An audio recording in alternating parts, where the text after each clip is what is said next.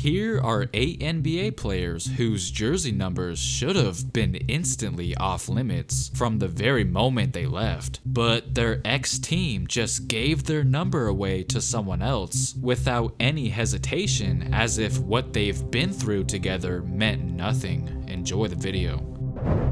Dwight Howard. If you didn't know already, he is the Magic's all-time leader in points, rebounds, blocks, and minutes played. He also won 3 Defensive Player of the Year awards, all while with Orlando. And we can't forget to mention that on top of that, he also took them to the NBA Finals in 2009. He was the best player on the team for 8 straight seasons, but apparently the Magic didn't care, as they couldn't even wait a whole season to give his number 12 to someone else, which just so happened to be Tobias Harris, who was only a second-year player at the time. Howard went off to the Lakers in the summer of 2012, while Tobias was traded to Orlando just 6 months later, and for some reason thought that enough time had passed to just allow Harris to don the jersey of one of the greatest players in franchise history.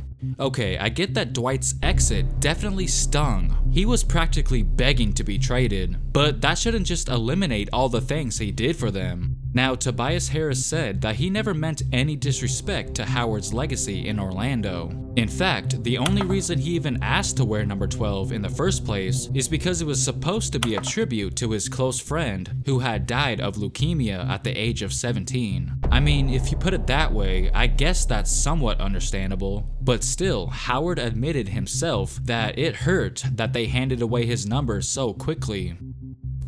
Kyrie Irving. From the moment he was drafted, he produced at a very high level, and when LeBron came back, he was viewed as the Scottie Pippen in this scenario, which is nothing to be ashamed of.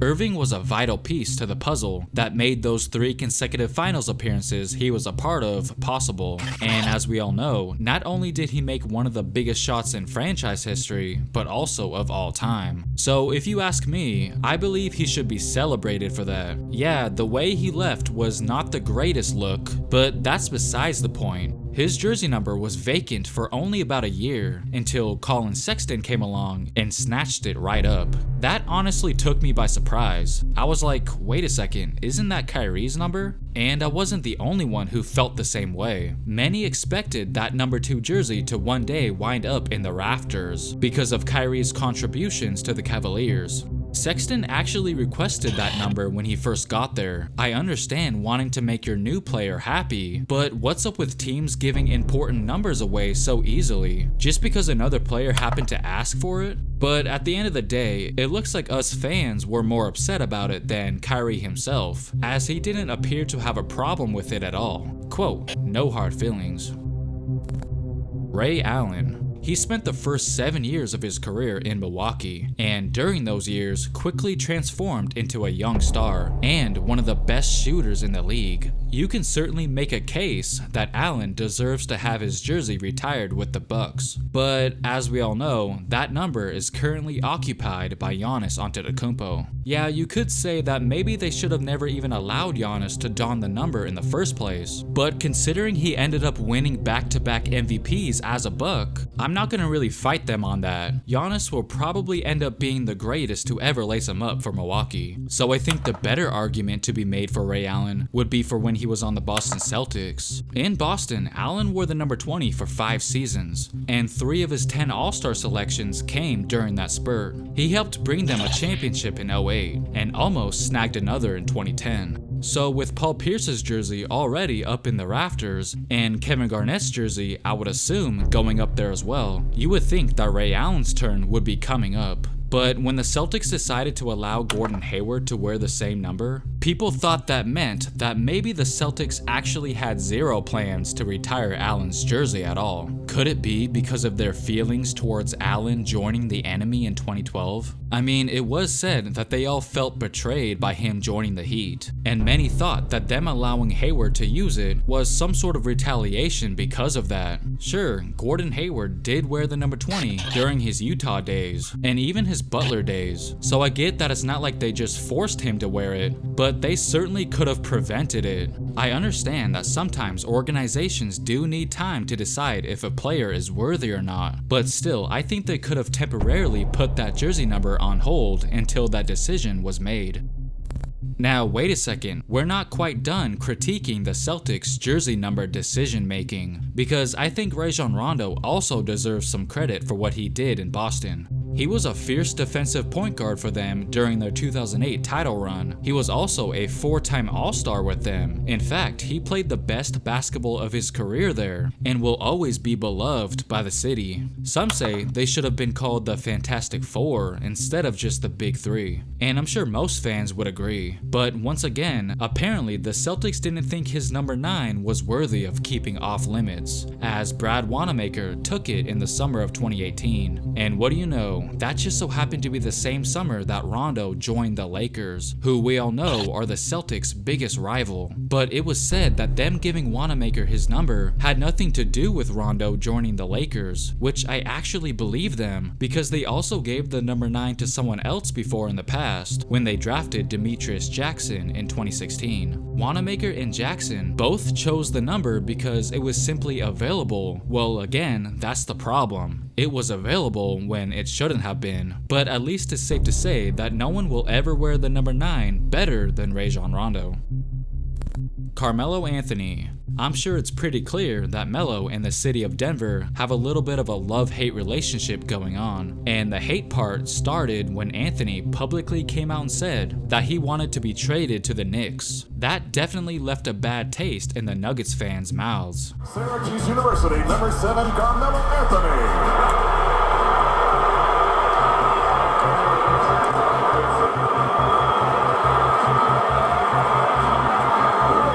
But as the years went by, those boos eventually turned into cheers whenever he visited Denver. At Thornton, Syracuse, number 12,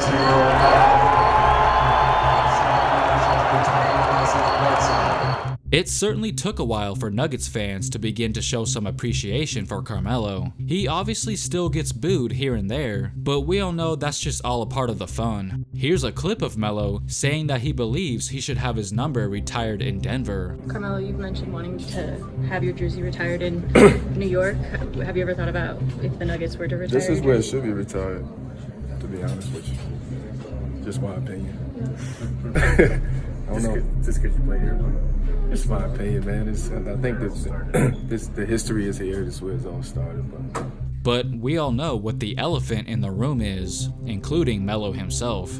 Maybe not. Joker's got 15 now, so we'll see, man. We still got time for that.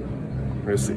Correct me if I'm wrong, but I think it's safe to assume that there might be a little jealousy going on. But who can blame them? I mean, come on, it should have been an unwritten rule to forbid anyone of wearing a particular jersey number if that number was occupied by someone who did a lot for the organization. Denver Nuggets official team Twitter account sent out this graphic today asking whose fans' favorite all-time player for the franchise was. Guess who's not in the post? That would be Carmelo Anthony, the third leading scorer in franchise history. And he was the leading scorer and probably best player on the team the last time they made the conference finals before this year. I guess there's still some resentment in the organization about him demanding a trade and basically picking his destination. A prime example of that would be what Portland is doing for Brandon Roy. They never officially retired his number yet, but you better believe they are not going to let anyone else wear it. I mean, they almost let Mo Williams wear it in 2013, but the fans did not let that happen, forcing him to choose a different number instead. So why couldn't Denver do that for Anthony? Okay, sure, Jokic might have actually surpassed Melo by now as a Denver Nugget, especially considering the fact that he just won the MVP award, but it's not like they anticipated Jokic to be this good when they drafted him in the second round in 2014. His greatness was still yet to be seen when they first initially gave him the number 15. My point is, which is what I've been redundantly repeating throughout this entire video, is that they never should have even given him that number to begin with, even if he is worthy of it now. Another number 15 that nobody else should have ever worn is Vince Carter's Toronto Raptors number. Now, yeah, he's another player who definitely left on bad terms, but what he did for the popularity of the sport in Canada is unbelievable. His influence and impact on basketball there cannot be stressed enough. But it looks like they also let their feelings get in the way and just handed his number over to Amir Johnson in 2009. Don't get me wrong, Johnson was without a doubt a massive fan favorite, but it was just weird looking at him rock this throwback Raptors jersey with the number 15 on it, when we all know the real player who made it famous. They even let Anthony Bennett, Greg Monroe, and Jorge Garbajosa don the jersey as well. In fact, Garbajosa wore the number even before Johnson did, way back in 2006, which was only 2 years after Carter's departure. It was almost like they were trying to make Vince jealous or something. Now, I believe the Raptors haven't actually retired any jersey yet. Yeah, I know the Raptors just announced recently that they plan on retiring Kyle Lowry's jersey when he retires, but Vince Carter has been retired for a little while now, so I think Carter should be first. I mean, after all, his impact as a player is probably the reason the Toronto Raptors even exist today.